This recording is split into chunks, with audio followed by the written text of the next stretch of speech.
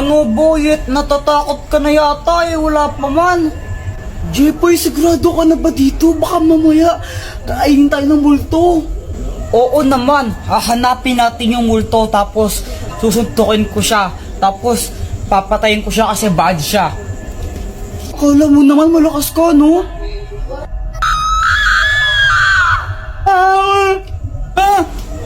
Uy, para kayong mga tanga ako to sa Joanna. Ba't ka may dalang kandila para kang ewan? Uy, Joanna, para ang tanga, no ginagawa mo? Wala lang, susunugin ko yung multo pag inano niya ako. Uy, si Samantha pala, di daw siya makakasama yata. Pabayaan mo nga si Samantha, tara hanapin na natin yung multo. O sige, tara na. Ano yan, may multo? Tara na, uwi na tayo, may multo. Kuya Jepoy, pusa yun eh, duwag ka. Sabi ko nga, pusa lang yun. Hindi ako natakot, no? Pinaprank ko lang kayo, tinitignan ko kung takot na ba kayo. Tara na. Palusot. Hala, ano yun? Ang baho, ano yun? Hala, nautot pala ako. Kadiri ka, Joanna, no? Umutot kang baho-baho, yak. Kuya Jepoy, ikaw na mauna. Hala, ba't to kayo mauna? Kayo na lang. Di ba, Jepoy, sabi mo matapang ka? O ikaw mauna. Oo nga, bilisan mo na. O sige. O sige, hintayin ka namin dito. Tapos, pagbalik mo kami nun pupunta.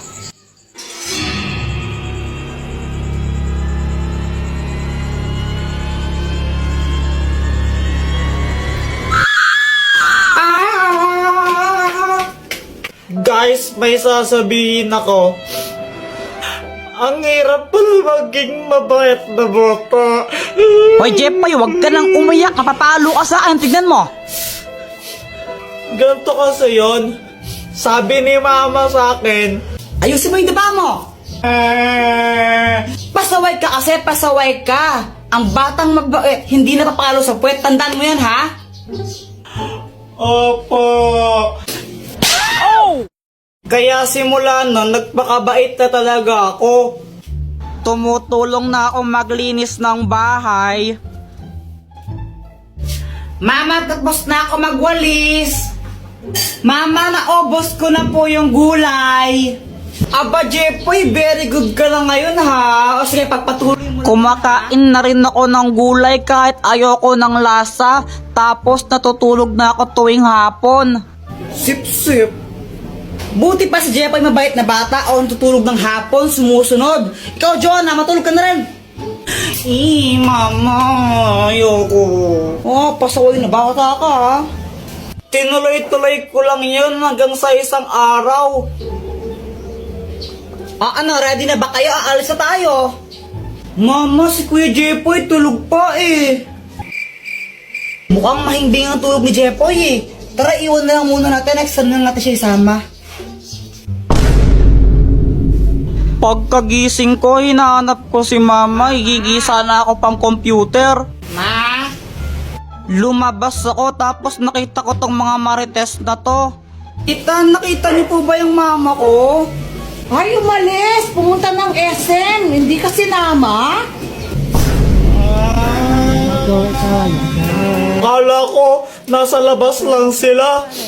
Nag-SM para sila, iniwan nila ako. Kape, naglalaho sa dele.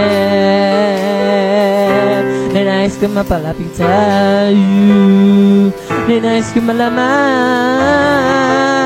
mo ang mga pag-ihera. Shout out nga po pala kay James Ann Montaya. Di ko po alam kung Jans or James Montaya. Basta ito po siya. Nakita na po kami niyan. Kay Tanggol Juliana, tsaka po kay Charmaine de la Cruz. Thank you po sa inyo. Subscribe na po kayo sa YouTube channel ko.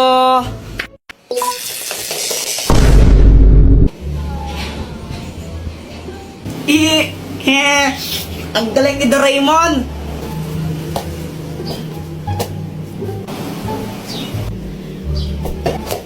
Aray!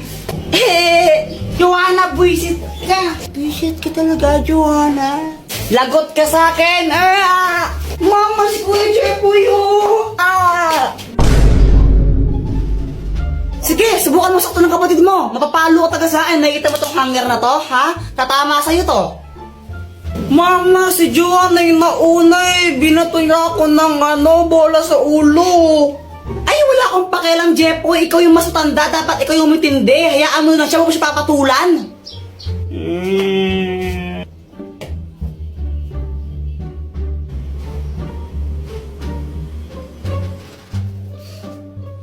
Mama, si Kuya Jepoy, oh!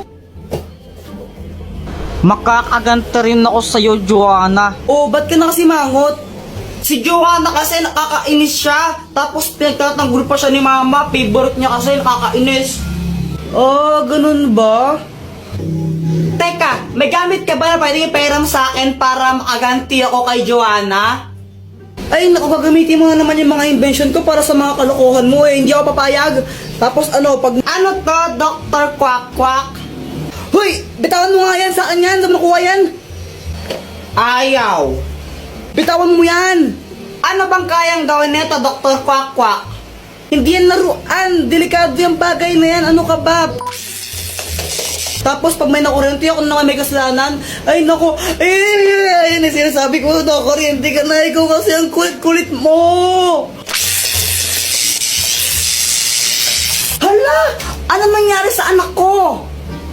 Wag po kayong mag-alala, nakuryente lang po siya, pero hindi pa po siya patay.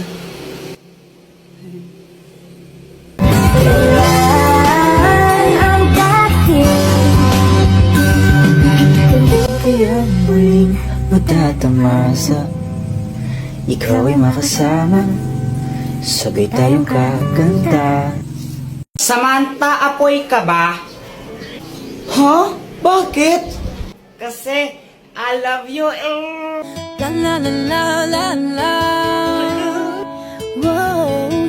Jepoy, feeling ko ang tanga-tanga ko. Bakit? Kasi, araw-araw akong napafall sa'yo eh.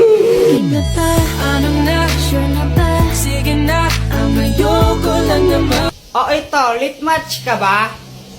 Bakit? Kasi masaya ako sa'yo. Boom! Ha? Kasi sa lit match, lagi kang masaya. Makakahanap ka doon ng mga bagong friends mo at makakachat mo sila. O diba? Ang lalandi.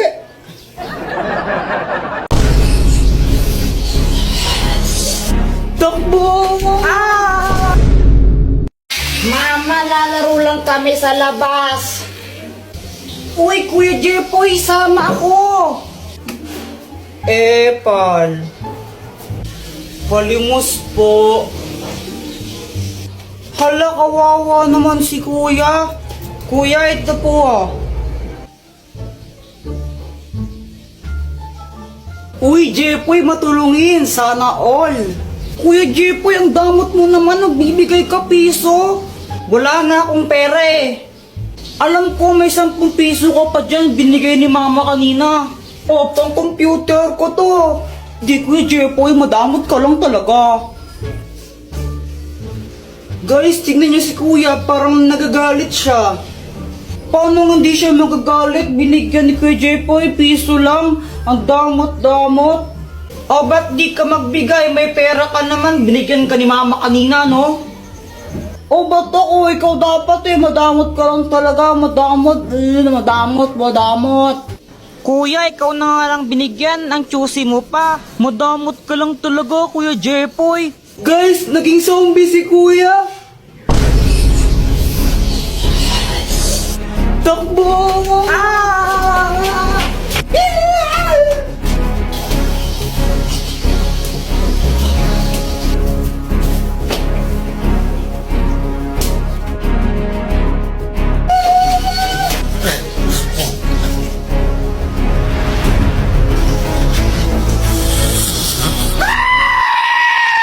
Guys, may kwento ako sa inyo. Ano yun, Jepoy? Tsaka bakit pawis na pawis ka? Oo nga, ano nangyari? Ganito kasi yun. Natulog ako ng hapon kasi pinapatulog ako ni Mama. Jepoy, matulog ka na muna para lumaki ka naman. Apa.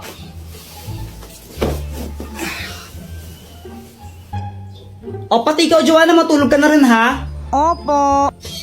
Mainit talaga nun kasi summer na, pero okay lang kasi nakatutok naman sa akin yung electric fan eh. Okay na sana yung tulog ko, kaso nga lang, may nagpatay ng electric fan bigla. Sobrang init nun, pawis na pawis talaga ako ito. Tapos, pagkagising ko, nakita ko si Joanna. Tapos si Joanna ba yung sinisi mo nung nagpatay ng electric Oo. fan? O anong ginawa mo nun? Inaway ko lang siya. Sinong nagpatay ng electric fan? Joanna, ikaw nagpatay ng electric fan, no? Ang init-init, visit ka talaga, susundukin kita. Ah, nakapatay niyan, no? Papunta ko dito. Kunwari ka pa, ikaw nagpatay, no? Huwag ka nang magsinungaling, sinungaling ka talaga. Sure ka? Oo, 1,999% sure ako. Hindi ko yan pinatay. O sige, mamatay na sana yung nagpatay ng electric fan. Hala, isusumbong kita. Si mama yung nagpatay ng mga electric fan eh. Lagot ka. Oy, sandali lang.